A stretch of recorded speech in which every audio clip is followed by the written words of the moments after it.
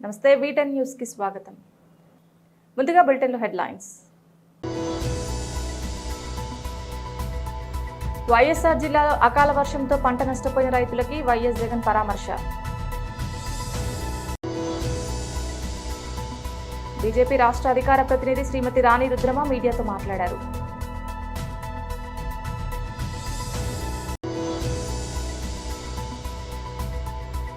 తెలంగాణ భవన్లో బీఆర్ఎస్ నాయకుల press meet.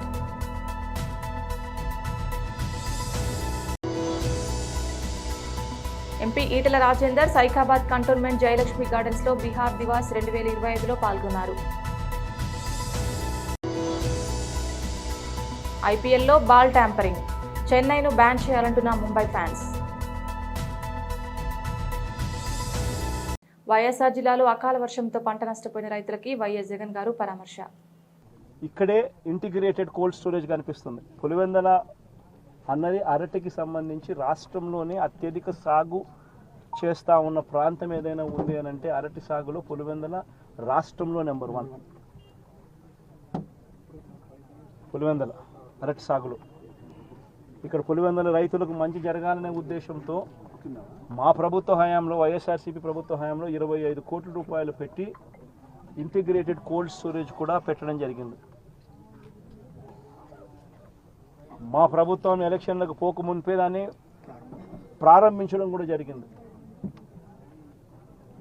ఎంత దారుణమైన పరిస్థితి ప్రభుత్వంలో ఉంది అని అంటే కనీసం దానికి యూజర్ ఏజెన్సీని టెండర్ పిలిచి యూజర్ ఏజెన్సీని ఐడెంటిఫై చేసి యూజర్ ఏజెన్సీకి దాన్ని అప్పచెప్పి కనీసం దాన్ని వాడుకలేకి కూడా ఈ ప్రభుత్వం తీసుకొని రాకుండా ఈ ప్రభుత్వం నడిపిస్తూ ఉంది అని అంటే వీళ్ళకి రైతుల మీద ఎంత కపట ప్రేమ ఉంది అని చెప్పడానికి ఇంతకన్నా నిదర్శనం అవసరం.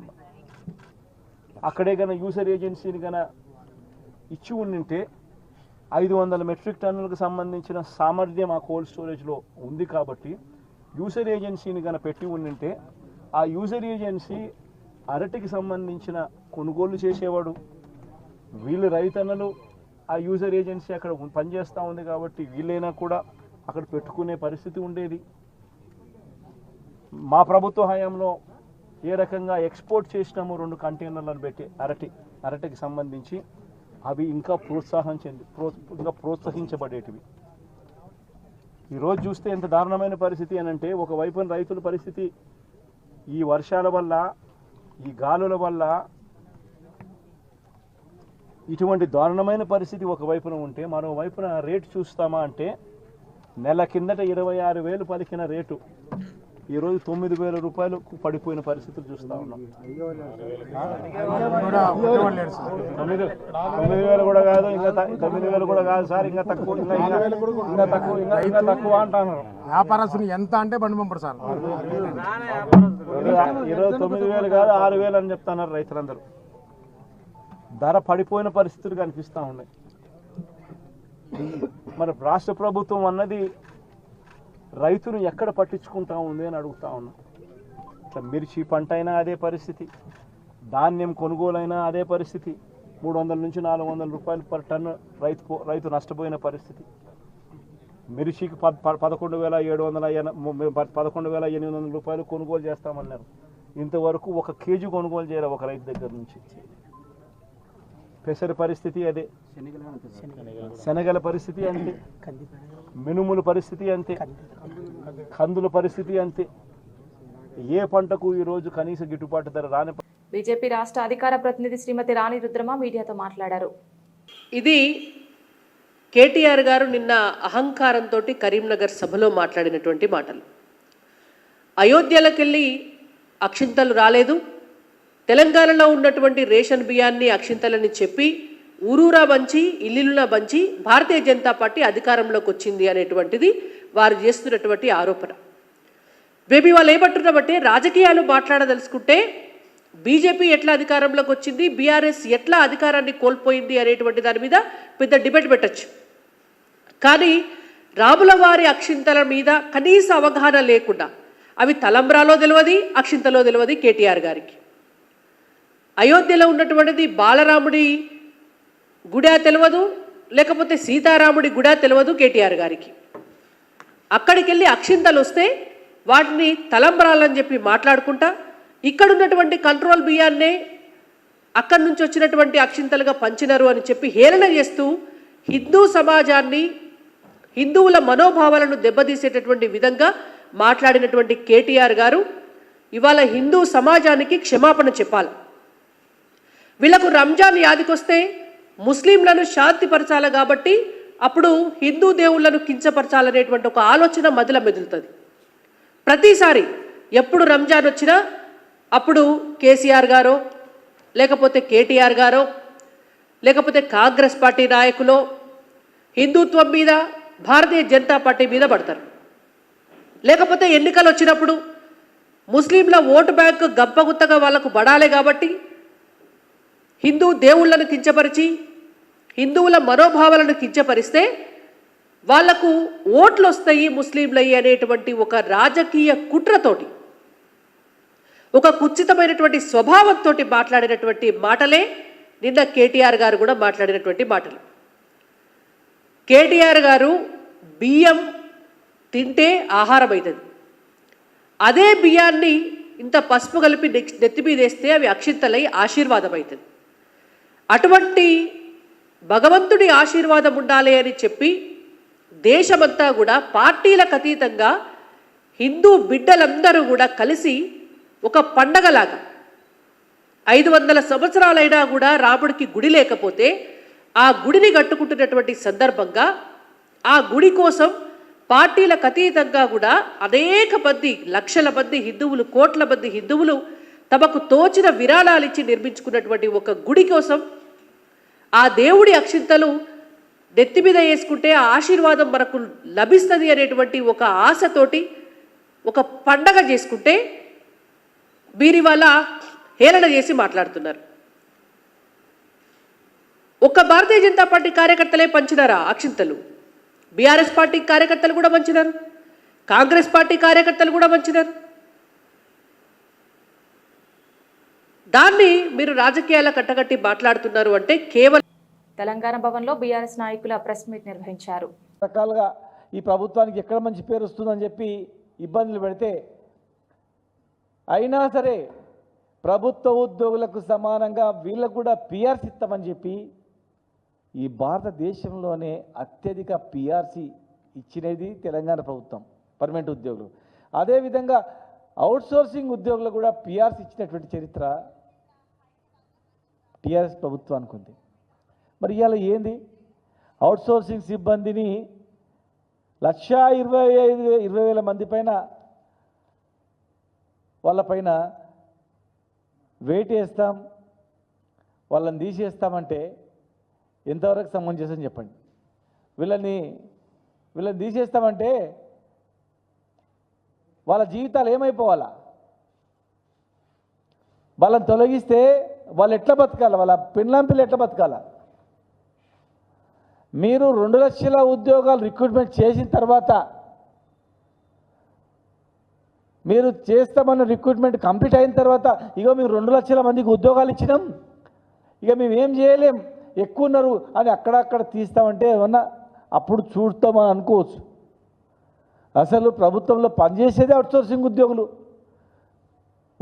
పర్మనెంట్ ఉద్యోగులతో సమానంగా పనిచేస్తున్నారు. ఇంకా కొన్ని సందర్భాల్లో ఎక్కువ గంటలు పనిచేస్తున్నారు వాళ్ళు. ఎందుకంటే ఒక భరోసా లేదు అక్కడ, ఏదో సాకుతో వేధిస్తారు, తీసేస్తారేమో భయంతో. ముఖ్యంగా commercial tax, transport department, stamps and registration, excise department, ఈ డిపార్ట్మెంట్లే ప్రభుత్వాన్ని నడుపుతున్నాయి. ఈ డిపార్ట్మెంట్ నుంచి వచ్చిన ఆదాయంతోనే గవర్నమెంట్ నడుస్తుంది. మరి ఆ డిపార్ట్మెంట్లో హైయెస్ట్ పనిచేసేది వీళ్ళే, రేయి బగలు కష్టపడేది వీళ్ళే. భయంతో గతంలో పనిచేశారు. తెలంగాణ వచ్చిన తర్వాత మమ్మల్ని తీసేయరు, పర్మనెంట్ చేస్తారనుకున్నారు. పర్మనెంట్ కావడానికి ఇబ్బందులు పెట్టినా పిఆర్సీ ఇచ్చినప్పుడు సంతోషపడ్డారు. ఇక మనం భరోసా ఉందిలే. ఇవాళ మీరు 2 లక్షల ఉద్యోగాలే మీరు రిక్రూట్మెంట్ చేయలేదు, ఉన్న ఉద్యోగాలు తీసేస్తామంటే ఎట్లా? కొండ 4 మంది పెడితే ఉన్న 4 ఊడిపోయినట్లు. అరే కొత్త ఉద్యోగాలు ఇవ్వండి బాబు అని మేమే అడుగుతుంటే, మా విద్యార్థులతో ఎదురు చూస్తుంటే ఒకవైపు నిర్బంధాలు, యూనివర్సిటీ బందులు, విద్యార్థులను రిక్రూట్మెంట్ గురించి అడుగుతారేమో. అశోక్ నగర్లో ఒక యుద్ధ వాతావరణం, ఉస్మాన్ యూనివర్సిటీలో ఒక యుద్ధ వాతావరణం, ప్రతి యూనివర్సిటీలో మాట్లాడే హక్కు లేకుండా పోయింది. మీరు ఇస్తామన్న హామీలు అడగడానికి హక్కు లేదు. ఇలా తెలంగాణ ఉద్యమంలో ప్రముఖ పాత్ర పోషించినటువంటి ఈ అవుట్సోర్సింగ్ ఉద్యోగులను తీసేస్తామంటే వాళ్ళ బతుకులు ఏమైపోవాలా? చాలామంది మాట్లాడు, డిప్యూటీ సీఎం గారు కూడా గతంలో మాట్లాడి మాకు ఎంపీ ఈటెల రాజేందర్ సైకాబాద్ కంటోన్మెంట్ జయలక్ష్మి గార్డెన్స్లో బిహార్ దివాస్ 2025లో పాల్గొన్నారు. पुराना मित्र सुभाष अग्रवाल जी, हमारा chief guest ex central minister Shahnawaz Hussain ji, ex MLC Lal Babu Prasad Gupta ji, Vikas Singh जी,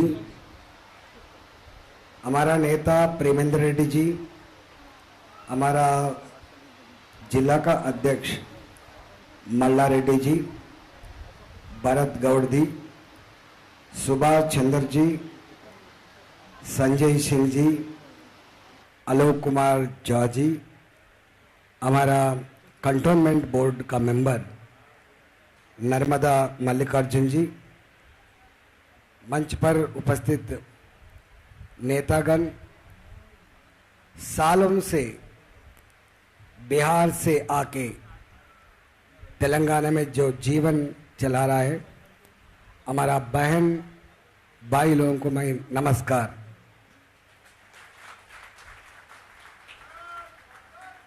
शाहनवाज जी,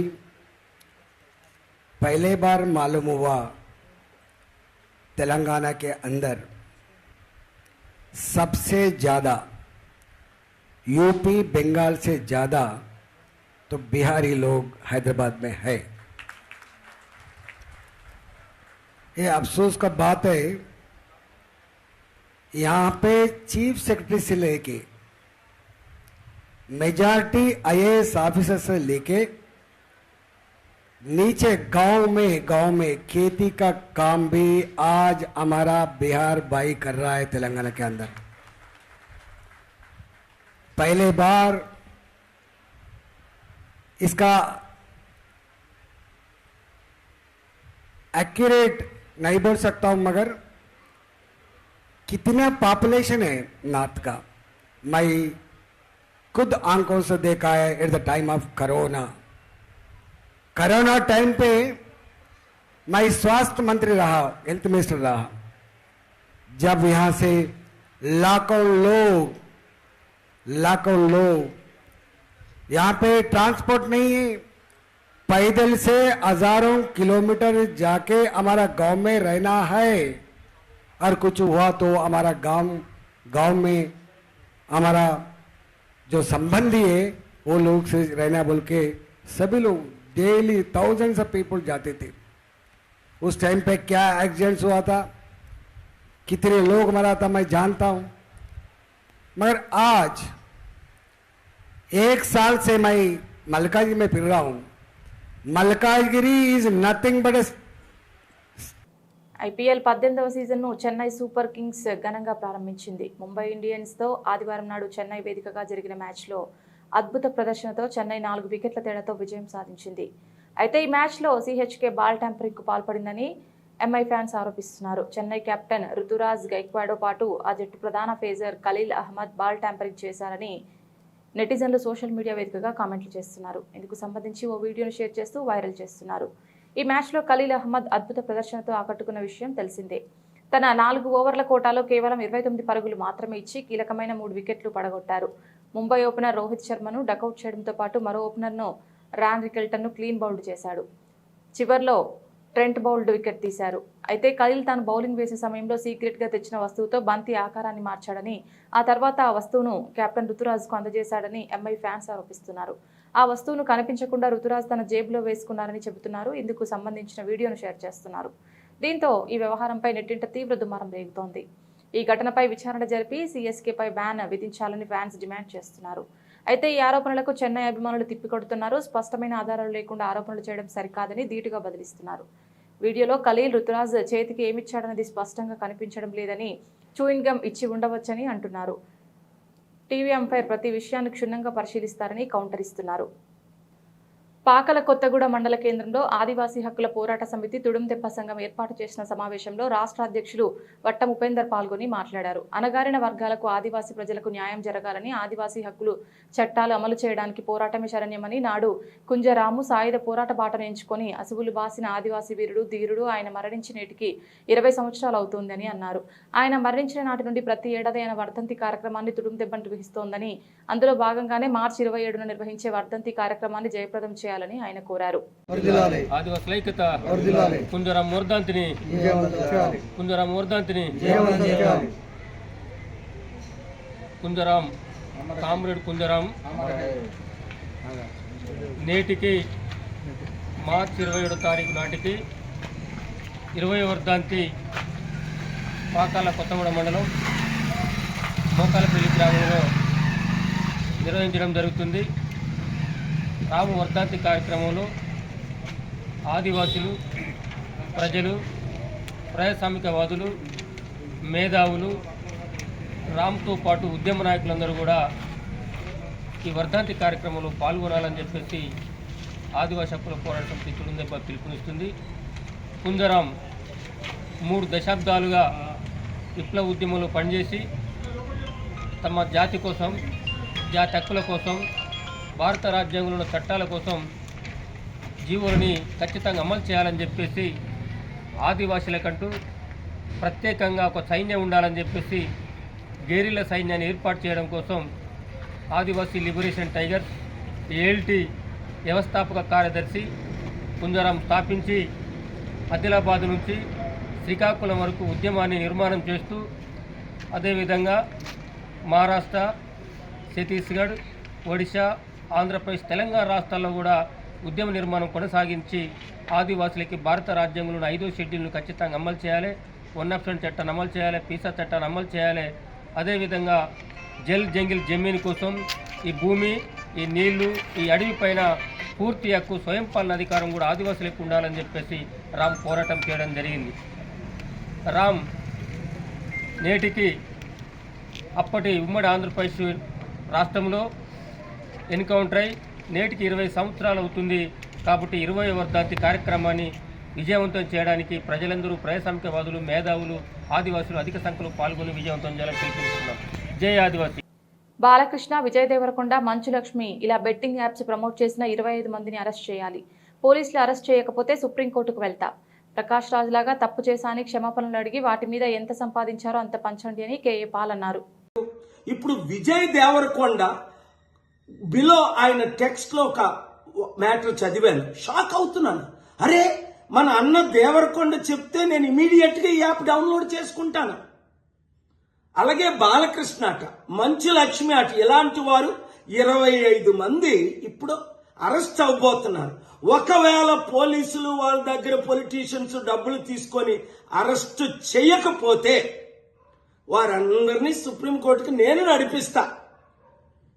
ప్రకాష్ రాజు లాగా మీరు కూడా తప్పయింది అని ఓపెన్ అపాలజీ చెప్పినంత వరకు, 2 మీరు సంపాదించిన డబ్బు ₹1 అయితే 1 కోటి, 10 కోట్లు అయితే 10 కోట్లు, 980 మంది ఆత్మహత్యలు చేసుకున్నారు. అంటే వారిని మీరు నరహత్య చేశారు. మీ ఇన్ఫ్లుయెన్స్, మిమ్మల్ని ఎంతో ఫాలో అవుతున్న ఈ ఫాలోవర్స్కి మీరిచ్చే గిఫ్ట్ ఇదేనా? మానవత్వం లేదా? దైవత్వం లేదా? రాక్షసుల్లాగా వాళ్ళ జీవితాల్ని మీరు దోచుకోవడమేనా? ఎండ్ ఆఫ్ ద డే మీకు మిగిలింది ఏంటి? ఆత్మకు శాంతి కావాలా? మనసుకు రక్షణ కావాలా? నెమ్మది కావాలా? ఫ్యూచర్ మంచి పేరు కావాలా? లేదా చరిత్రహీనులుగా మిగిలిపోవాలా? ఆలోచించండి. 72 గంటల టైం మీకు ఇస్తున్నాను. పెద్దపల్లి జిల్లా కేంద్రంలోని బండారికుంటలో నివసించే కుక్క మల్లా ప్రసాద్ అనే వ్యక్తి తనకు చెందిన భూమిని అమ్మగా కొన్నవారు డబ్బులు ఇవ్వకపోగా తనను ఇబ్బందులకు గురి చేస్తూ పోలీసుల చేత బెదిరింపులకు పాల్పడుతున్నారని బాధితులు మీడియాను ఆశ్రయించారు. మా పేరు కుక్క మల్లప్రసాద్, సన్ ఆఫ్ రామయ్య, నివాసం బండారుకుంట పెద్దపల్లి. అయితే నాకు జరిగిన అన్యాయం గురించి చెప్పడం జరుగుతున్నది. అయితే బందంపల్లి గ్రామ శివారులోని సర్వే నంబరు 484/1 14 గుంటల భూమి ఇద్దరు వ్యక్తులకు అమ్మడం జరిగింది. అయితే అప్పుడు భయానగా కొన్ని డబ్బులు ఇచ్చారు. ఆ తర్వాత ఒక డేట్ పెట్టి మధ్యలో ఇస్తాము అని చెప్పి ఇదివరకు రాలే. నేను దాదాపు 2021లో నేను భూమి అమ్మిన. అప్పటి నుండి ఇప్పటి వరకు వాళ్ళు రాలేదు. తర్వాత ఇప్పుడు ఇద్దరికి అమ్మిన. అదే ఫస్ట్ వ్యక్తి కాకుండా రెండో వ్యక్తి అన్నట్టయినా సిఐ సాబ్కు పోయి కంప్లైంట్ ఇచ్చిండు నా మీద. ఇచ్చినాక అయితే నేను ఏదో బస్సులో వస్తాను మధ్య నుండి, నాకు వినవల్లే సిఐ ఫోన్ చేస్తే అది మా కాలేజీకి ఫోన్ చేసి వాళ్ళతో నాకు ఫోన్ చేయించిండు. అయితే వాళ్ళు నీకు సిఐ ఫోన్ చేస్తాడు, నువ్వు అక్కడ కలువు అంటే నేను పోయి తెల్లారి కలిసిన. అక్కడ పెద్దపల్లి పోలీస్ స్టేషన్లో సిఐకి కలిస్తే అయితే నేను ఒక గవర్నమెంట్ ఎంప్లాయీని అని చూడకుండా నన్ను నిలబెట్టి కూర్చోమని కూడా అనక నన్ను నిలబెట్టి నన్ను అవులే గీలే అని తిట్టిండు. నేను నౌకరు తీపిస్తా, తమాషా తింటాను అది అని చెప్పి నన్ను కూడా తిట్టిండు. తిట్టి మీరు ఏదో అది చేసుకోరు షెడ్యూల్ అది అని అన్నాడు. అయినా అది నేను అదే ఇదివరకు ఇటువంటి భూమి మీద కూడా నేను ఒకసారి ఎస్ఐకి కంప్లైంట్ ఇచ్చడం జరిగితే ఎస్ఐ ఏమన్నాడంటే ఇది సివిల్ మ్యాటరు, మాకు సంబంధం లేదు, ఇలా మేము ఇన్వాల్వ్మెంట్ కాము, అది మీరు బయట చేసుకోరు అని అన్నాడు. అయినా ఇప్పుడు ఇది ఎవరో రెండో వ్యక్తి వచ్చి ఆయన నాకు తెలియదు, ఫస్ట్ వ్యక్తి తెలుసు. అయితే ఈ సిఐ గారు కూడా ఇలా ఈ సివిల్ మ్యాటర్ కాబట్టి సిఐ సాబ్కు సంబంధం లేదు. అయితే ఆ తర్వాత 2-3 రోజులు అయితే ఏదో బలవంతంగా కూడా కాగితం రాయించుకున్నారు, మాట్లాడుకొని అది చేయని కాగితం రాయించుకున్నారు. 2-3 రోజుల తర్వాత బులెటిన్ ముగించే ముందు హెడ్లైన్స్ మరొకసారి. వైఎస్ఆర్ జిల్లాలో అకాల వర్షంతో పంట నష్టపోయిన రైతులకి వైఎస్ జగన్ పరామర్శ. బీజేపీ రాష్ట్ర అధికార ప్రతినిధి శ్రీమతి రాణి రుద్రమ మీడియాతో మాట్లాడారు.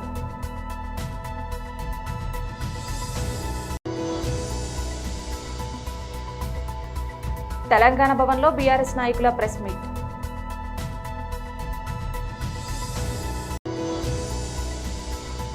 ఎంపీ ఈటెల రాజేందర్ సైకాబాద్ కంటోన్మెంట్ జయలక్ష్మి గార్డెన్స్ లో బీహార్ దివాస్ 2025లో పాల్గొన్నారు. ఐపీఎల్లో బాల్ ట్యాంపరింగ్, చెన్నైను బ్యాన్ చేయాలంటున్న ముంబై ఫ్యాన్స్. ఇది ఇవాల్టి బులెటిన్. తిరిగి మరొక బులెటిన్లో మళ్ళీ కలుద్దాం. అంతవరకు సెలవు. నమస్కారం.